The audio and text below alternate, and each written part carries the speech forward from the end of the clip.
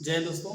काव्य math classes Gonda के YouTube channel में आपका स्वागत है और आशा करते हैं कि आप सब अच्छे होंगे, स्वस्थ होंगे और मस्त होंगे और अच्छे से तरीके से अपनी तैयारी भी करेंगे दोस्तों। तो दोस्तों, इस वीडियो में आज हम पढ़ेंगे ज्यामिति की, जो कि एग्जाम के दृष्टिकोण से बहुत इंपॉर्टेंट चैप्टर है और इस चैप्टर से क्वेश्चन पूछे जाते हैं और इस चैप्टर में लगभग बच्चे फंसते हैं क्वेश्चन में। ठीक है, तो ज्यामिति पढ़ेंगे दोस्तों। तो पहले हम समझेंगे बिंदु क्या होती है, रेखा क्या होती है, सरल रेखा क्या होती है, संगामी रेखाएं क्या होती हैं। ठीक है, तो पहले हम उसके डेफिनेशन समझेंगे और डेफिनेशन समझने के बाद फिर अपने सवाल पे चलेंगे दोस्तों। ठीक है, तो दोस्तों रिक्वेस्ट ये है कि वीडियो पूरा देखना और अगर वीडियो अच्छी लग रही है तो वीडियो को लाइक शेयर भी करना है और जो हमारे नए साथी जुड़े हैं ना उस चैनल को सब्सक्राइब भी कर लेंगे दोस्तों। ठीक है, ताकि चैनल थोड़ा बढ़ जाएगा तो और पढ़ाने में मजा आएगा दोस्तों। ठीक, तो पहले चलो डेफिनेशन देखते हैं इसके, उसके बाद सवाल भी चलेंगे अपने।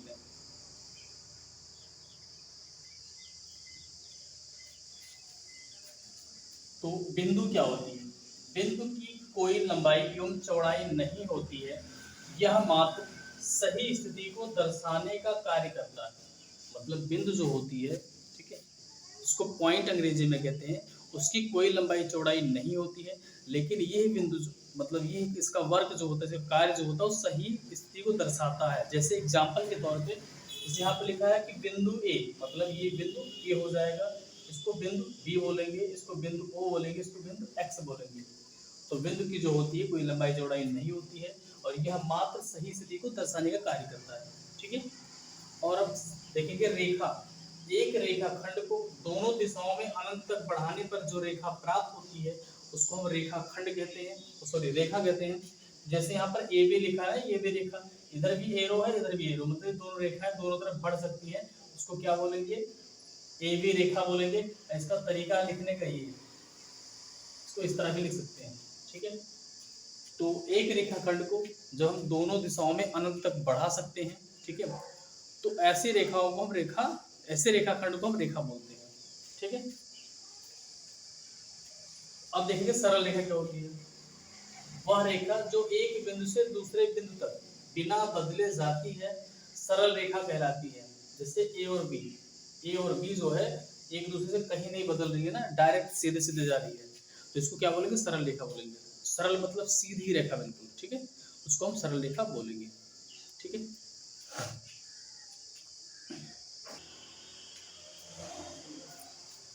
हाँ दोस्तों, संगामी रेखाएं क्या होती हैं? जब दो या दो से अधिक रेखाएं किसी एक ही बिंदु से होकर जाती है तो उन रेखाओं को संगामी रेखा कहते हैं। जब यह दो या दो से अधिक रेखाएं एक ही बिंदु से होकर जाती है तो इस प्रकार की रेखाओं को हम संगामी रेखा कहते हैं। जैसे एग्जाम्पल के तरह इसमें दिखाया गया है, रेखा पी क्यू, रेखा ए बी, रेखा आर एस जो है बिंदु ओ से होकर जा रही है, तो ऐसी रेखाओं को क्या बोलेंगे? संगामी रेखाओं कहेंगे। ठीक है, अब समझेंगे तिर्यक रेखा क्या होती है। ठीक है, देखिए इसे, दो या दो से अधिक, दो या दो से अधिक रेखाओं को, दो या दो से अधिक रेखाओं को काटे उसे तिर्यक रेखा कहते हैं। जैसे दो रेखा है ना, इनसे अधिक रेखाओं को काटे कि ऐसे मान लीजिए कोई, तो उसको क्या बोलेंगे? तिर्यक रेखा बोलेंगे। ठीक है, तो मान लीजिए इसका ए भी है, इसको क्या बोलेंगे? ए भी तिर्यक रेखा होगी। मतलब दो या दो से अधिक रेखाओं को अगर कोई रेखा काट रही है तो उसको हम क्या बोलेंगे? तिर्यक रेखा बोलेंगे। ठीक है,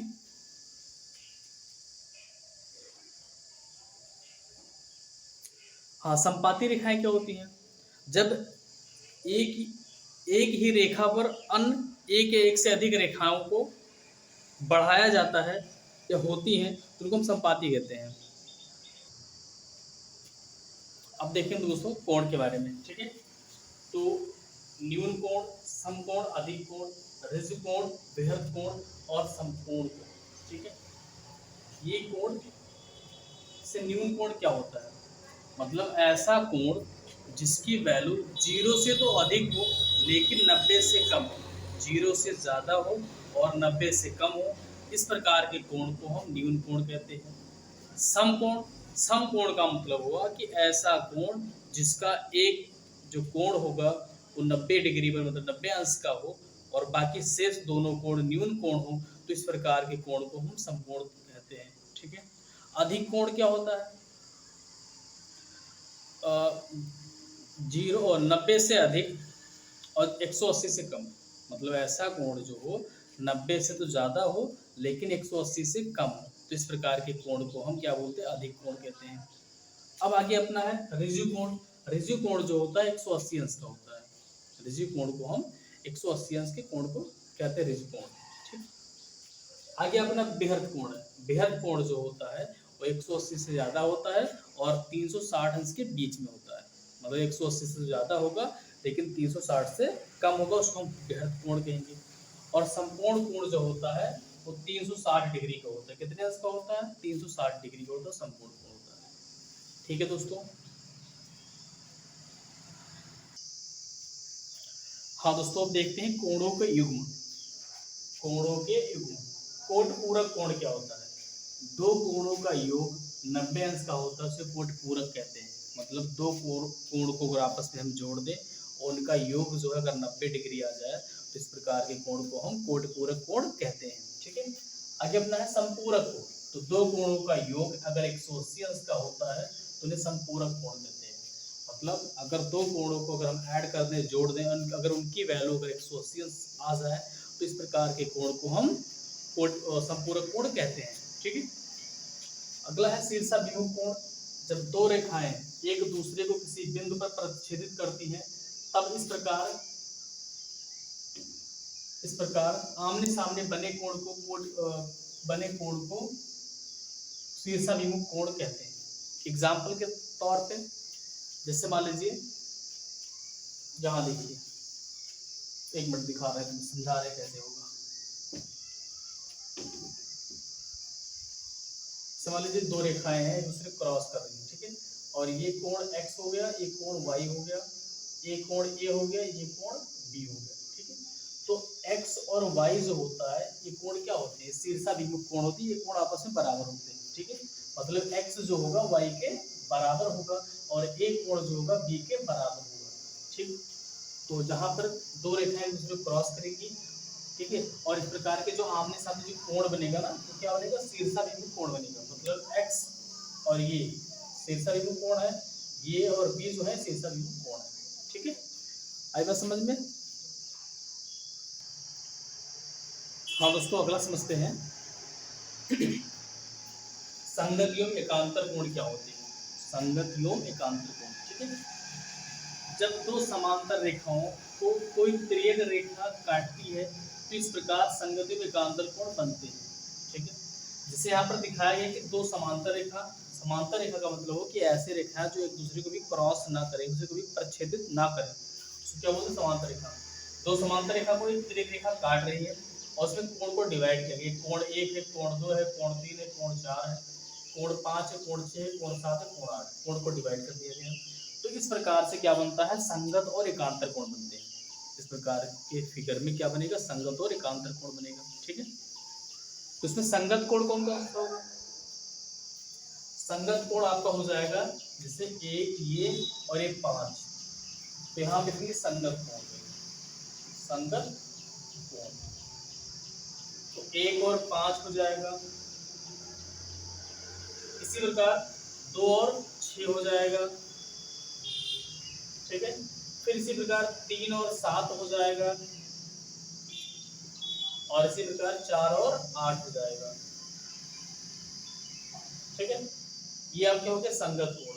ठीक, अब एकांतर कोण अगर देखा जाए तो एकांतर कोण अपना हो जाएगा, एकांतर कोण बन जाएगा अपना 3 और 5। ये 3 और 5 एकांतर कोण बन जाएगा और इसी प्रकार 4 और 6 एकांतर कोण बन जाएगा। ठीक है, तो 1 और 5 संगत कोण, 2 और 6 संगत कोण, 3 और 7 संगत कोण, 4 और 8 संगत कोण। उसके बाद 3 और 5 एकांतर और 4 और 6 एकांतर कोण। ठीक, आई बात समझ में? अब अगर देखा है तो यहाँ पर शीर्षाभिमुख कोण भी दिख रहा है। ये दोनों शीर्ष मिल रहे ना, तो ये शीर्षाभिमुख कोण हो जाएगा, ये शीर्षाभिमुख कोण हो गया। इसी प्रकार से ये शीर्षाभिमुख कोण होता है, ये होता है। मतलब 7 वाला कोण जो होगा 5 वाले कोण के बराबर होगा, 8 वाला कोण जो होगा वो 6 वाले कोण के बराबर होगा। 3 वाला कोण जो होगा 1 वाले कोण के बराबर होगा और 4 वाला कोण जो होगा 2 वाले कोण के बराबर होगा दोस्तों। ठीक है। हाँ दोस्तों, त्रिभुज के बारे में समझेंगे। तो त्रिभुज दो कंडीशन से होते हैं, एक तो भुजाओं के आधार पे होता है और दूसरा कोणों के आधार पे होता है। ठीक है। तो भुजाओं के आधार पे आपका हो जाएगा विषमबाहु त्रिभुज, समद्विबाहु त्रिभुज, समबाहु त्रिभुज, और कोणों के आधार पे होगा न्यून कोण, समकोण त्रिभुज और अधिक कोण त्रिभुज। ठीक है। विषमबाहु त्रिभुज का मतलब हो कि ऐसा त्रिभुज जिसकी कोई भुजा बराबर ना हो, उसको विषमबाहु त्रिभुज कहते हैं। समद्विबाहु त्रिभुज का मतलब हो कि ऐसी त्रिभुज जिसकी दो भुजा बराबर, सम मतलब बराबर, द्वि मतलब द्विबाहु मतलब भुजा जिसकी दो भुजा बराबर, उसको समद्विबाहु त्रिभुज कहते हैं। और समबाहु त्रिभुज का मतलब जिसकी तीनों भुजा आपस में बराबर, उसको समबाहु त्रिभुज कहते हैं। ठीक। इसी प्रकार से न्यून कोण जो होगा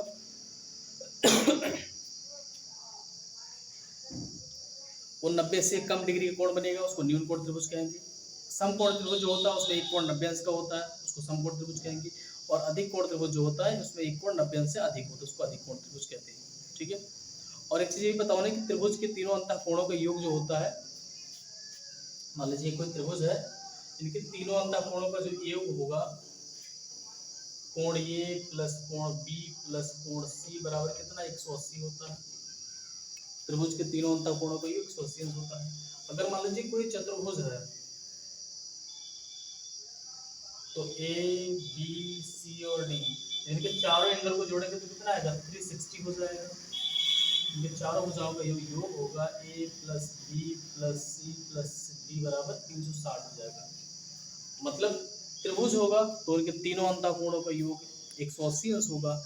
अगर चतुर्भुज होगा तो उसमें उसके चारों भुजाओं का जो योग होगा 360 अंश होगा। अगर पंचभुज होगा तो उसमें उसके मतलब 5 भुजाओं का जो योग होगा 540 होगा। अगर षटभुज होगा तो उसके 6 भुजाओं का जो योग होगा 720 हो जाएगा। ठीक है। क्योंकि त्रिभुज और चतुर्भुज के सवाल पूछे जाते हैं, तो जब तक आपको ये नहीं पता होगा तीनों भुजाओं का योग क्या होता है, चारों भुजाओं का योग क्या होता है, आप आगे नहीं निकाल सकते हैं। ठीक। तो चलो अब आगे क्वेश्चन देखेंगे, बाकी जो इसमें मिलेगा परिभाषा उसको और करवाते रहेंगे। हाँ दोस्तों, पहला प्रश्न अपना ये है कि 80 अंश का संपूरक कोण क्या होगा। ऑप्शन अपना है ए 100 अंश, बी 120 अंश, सी 10 अंश और डी आपका 90 अंश। तो अभी हम परिभाषा देखे हैं कि अगर दो कोणों का योग अगर 180 अंश हो जाए तो इस प्रकार के कोण को हम क्या बोलते हैं, संपूरक कोण कहते हैं। तो इसमें कह रहा है कि 80 अंश का संपूरक कोण क्या होगा, मतलब एक कोण की वैल्यू दे रहा है 80 अंश, तो दूसरा कोण क्या मानेंगे हम, x मान लेंगे। ठीक है। तो यहाँ लिखेंगे x प्लस 80 अंश और इनकी वैल्यू कितना हो जाएगा 180 अंश हो जाएगा। ठीक है। एक कोण दिया है 80 अंश और दूसरे कोण को हमने x मान लिया, तो जब दोनों को जोड़ेंगे तो क्या होगा 180 होगा, क्योंकि 180 अंश जो होता हो आपका संपूरक कोण होता है।